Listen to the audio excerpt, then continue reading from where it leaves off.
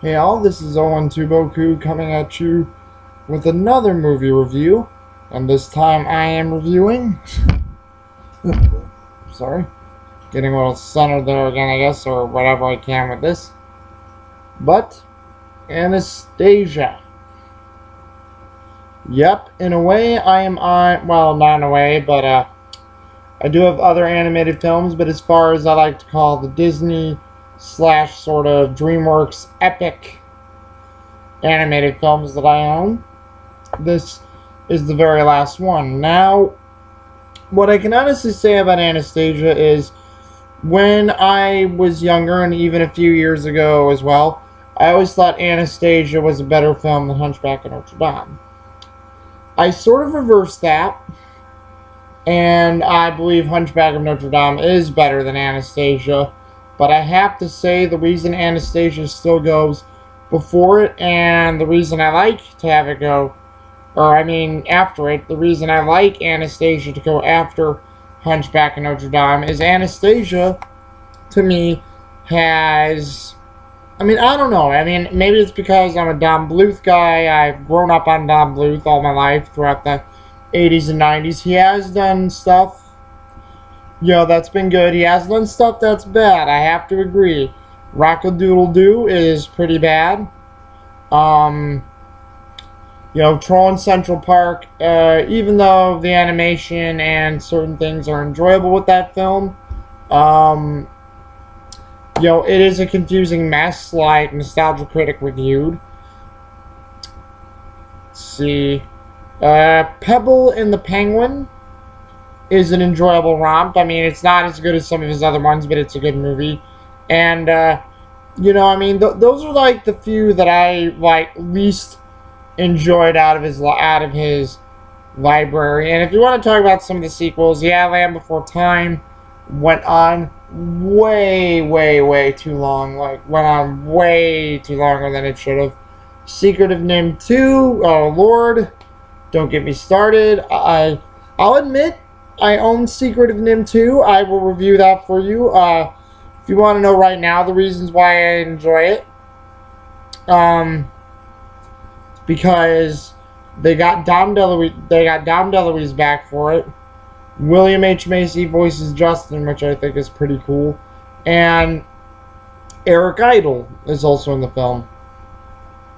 Sorry, those three reasons are why I like Secret of Nim 2. So, believe me, that's not enough to save Secret of Nim 2, but, besides those types of things, I think Don Bluth is great, and I think quite a few of his later things are great, too. Like I said, Pebble and the Penguin, Titan A.E., Anastasia, Thumbelina, I don't think was that bad either. So in a way, very, very good movies. And Anastasia was there, and I have to say, like I said, why I put this after Hunchback is, once again, I mean, I love his work, I love his animation, I love the songs in this movie. The songs in this movie, all of them are, like, great and epic in scope, and that's what Don Bluth and Gary Goldman, who also directed this, did with this movie. They made this movie really epic in scope, and, the story is, pretty entertaining. Basically, in a nutshell, it is about the royal family getting ostracized by Rasputin, who is, well, you do know if you can see him, but he's right there. If you guys see him, he's in the green picture there. That's Rasputin, who is from history, the historical figure who was usurping the power and basically controlling the Russian royal family because of, I think, the Tsar Nicholas's son's hemophilia or whatever, the blood illness disease he went through. But, he took advantage of that, took advantage of the royal family, and they sort of play that up that same thing sort of happened. But what happened is that, in a nutshell, that the family didn't want to deal with Rasputin anymore. Rasputin was a big reason for why the royal family was ostracized and ultimately killed. But the story of this always talked about the what if, and I had no idea that Anastasia was based on a play, and it's about Anastasia there, played by Meg Ryan, who does a great job in this movie, about her surviving and, you know, trying to find the rest of her family, which is her grandmother, Dowager Empress Marie, who is wonderfully played by Angela Lansbury as well. And like I said, this whole thing was orchestrated by Rasputin, who is greatly played by Christopher Lloyd, and Christopher Lloyd, you know, did a great job as that character too, along with Angela Lansbury and Meg Ryan. And basically, you know, so Rasputin curses the family. He sells his soul to the devil in many ways to basically curse and kill the family, which he succeeds. Basically, or sorry, I know I'm saying basically a lot. My bad, guys. But what happens next is, Anastasia gets separated from her family. She tries to go back for her music box. Marie goes after her, so her grandmother Marie grabs her. They're almost cornered by Russian Cossacks. What happens is Dmitri, who's a little boy at the time, goes and sends them down a secret passageway through the servant quarters. They escape. Dmitri holds on to Anastasia's music box. I guess he gets arrested and probably also put in an orphanage by the Russian police because he's hit in the head with a gun and he gets knocked out. So he survives, but we don't know what happens to him afterwards. But as they're escaping, Rasputin's trying to stop Marie and Anastasia from escaping. While he's doing so, they're on like a frozen lake or pond. Rasputin sinks into it. He calls for his helper Bartok, who is this white bat who is his friend, who's, you know, hilariously voiced by Hank Azaria, who did a great job as Bartok. Bartok doesn't know what to do, so he stares at Rasputin drowning, looks back at Anastasia and Marie escaping, and, you know, he's just like, whatever, basically. Apologies again for that. And as they're escaping, Marie gets on the train that I guess is headed for Paris. Anastasia's trying to keep up, but she can't, and she's holding on to her grandmother, and her grandmother and her get ripped from each other. She falls back, falls unconscious, I believe develops amnesia, and, you know, Marie heads to Paris with the shattered remains of her life, because she just lost the entire remains of her family, or so she thought. And we learn later throughout the movie that Anastasia, who has, like I said, amnesia, got sent to an orphanage, lived with people from the time she was 8 to 18, so 10 years have passed when we actually get caught up to this movie. And there's a wonderful song that explains in the movie that there's a rumor that a person survived in the royal family, and it's the big news in St. Petersburg, Russia, probably all over Russia. And there's a lovely song that accompanies it. Great music, great song, great choreography, and you find out that Dmitri, who is a man at this point, who is greatly voiced by John Cusack. John Cusack did a great role in this movie as well. Tries to put together this thing to where they will fake in Anastasia. They'll find a woman that looks like Anastasia, fake it, take it to the queen, the Empress Marie. Hopefully Marie accepts this fake Anastasia, and he'll get rich along with his friend Vlad, who's in on the scheme. Vladimir, who is greatly voiced by Kelsey Grammer. Another great role that Kelsey Grammer was in.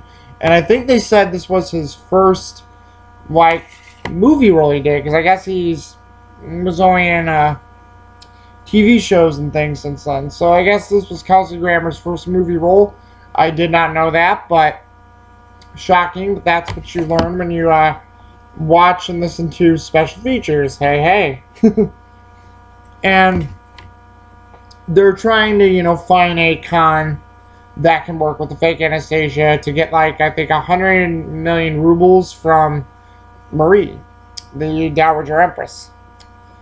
But what they don't expect is that on the way when Anastasia leaves the orphanage, is that Anastasia, the real Anastasia, is headed to St. Petersburg. She stumbles in on Vladimir's and Dmitri's operation. They're almost trying to, rush her out, but they see the likeness in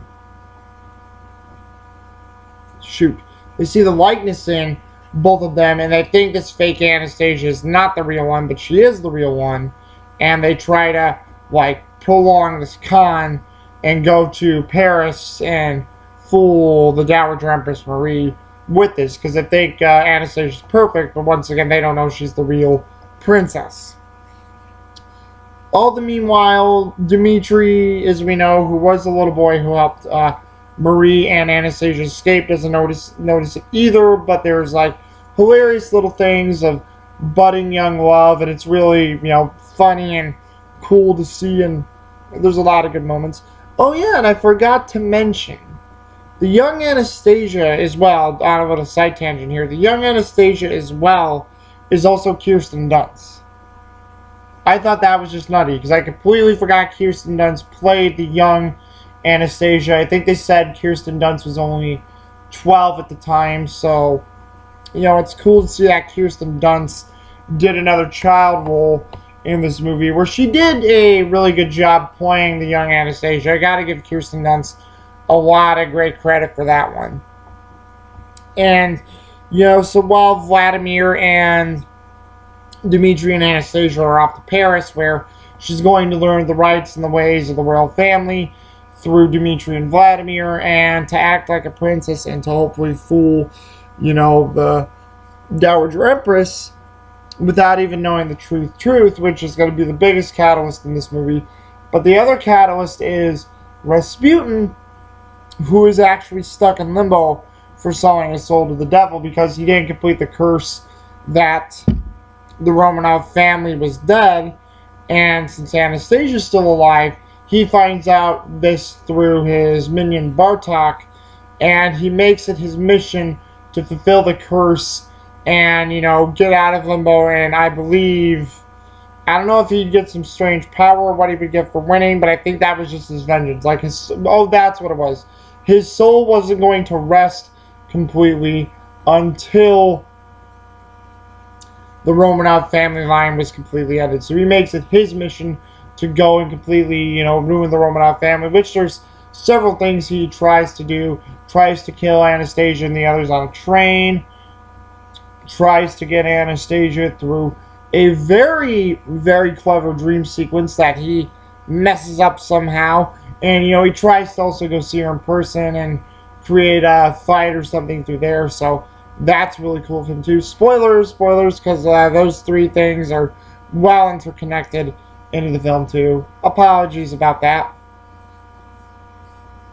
And overall, I've got to say Anastasia is once again a great film. I mean, it's great animation by Don Bluth. There's great original songs in this movie.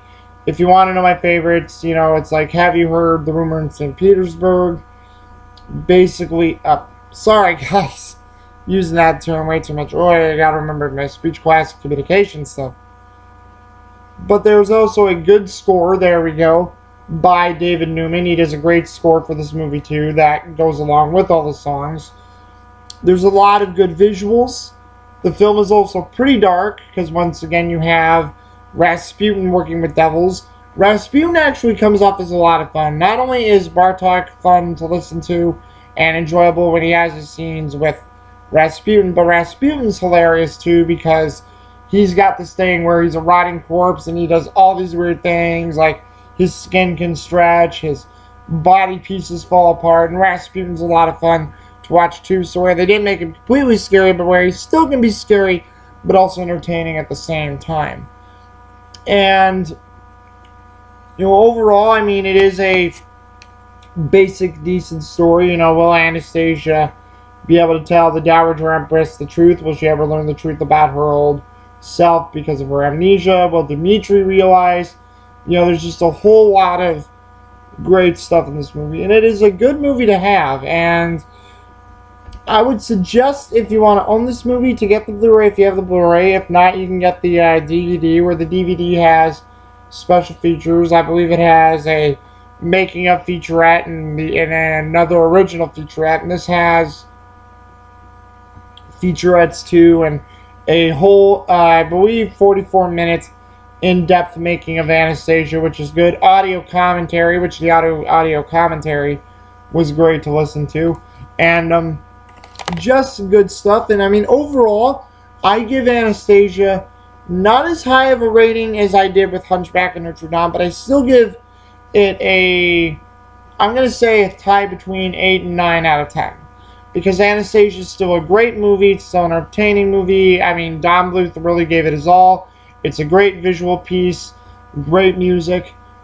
So, once again, if you guys can see this film, I would suggest it. And let me know what you think. Do you guys like Anastasia? Do you think it has, like, the weird moments? Like, I know one of the best songs in this movie, Deep in the Night, by Rasputin, who was greatly sung by Jim Cummings, who was standing in for Rasputin, because Christopher Lee didn't sing it. It was Jim Cummings who provided the singing voice for Rasputin.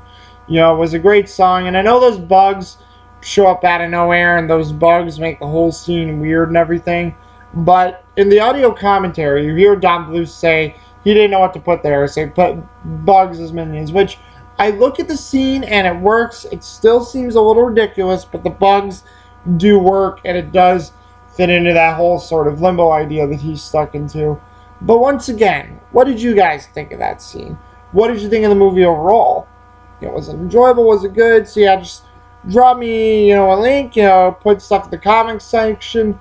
Let me know what you think of Anastasia, because personally, I think the film is still enjoyable and great after all these years. Alright? Until then, this is 012 Boku signing off, and I will see you guys again later.